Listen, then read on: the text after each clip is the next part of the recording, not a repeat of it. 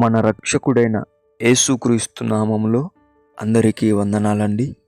ఈరోజు దేవుని మాటలు యోబు గ్రంథము 27వ అధ్యాయం 19వ వచనం. వారు ధనము గలవారై పండుకొందురు గాని మరలా లేవరు, కన్నులు తెరవగానే లేకపోవుదురు.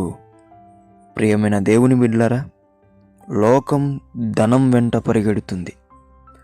నీవు దేవుని వెంట పరిగెత్తాలి. దేవుని బిడ్డలారా, లోకం ఏమనుకుంటుందంటే ధనము అన్నిటికీ సమాధానమని.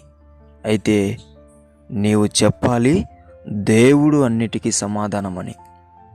దేవుని బిడ్డలారా, ధనం అన్నిటికీ సమాధానమైతే కరోనాలో అనేక మంది ధనవంతులు కుప్పకూలిపోయారు.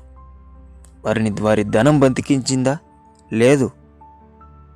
దేవుడు మనల్ని బ్రతికిస్తాడు, దేవుడు మనల్ని పోషిస్తాడు, దేవుడు మనల్ని సజీవంగా నడిపిస్తాడు.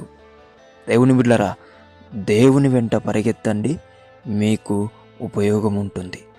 ధనం వెంట పరిగెడితే ధనం రోగం తెస్తుంది, ధనం సమస్య తెస్తుంది, ధనం విపరీతమైన ప్రమాదాలు తెస్తుంది.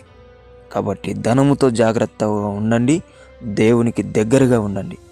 దేవుడి మాటలను దీవించునుగాక. ప్రార్థించుకుందాం. దేవా, మీకు వందనాలు, స్తోత్రాలు.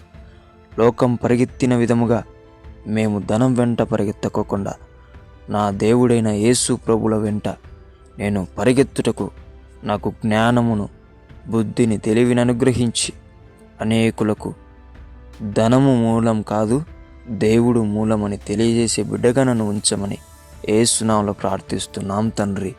ఆమేన్.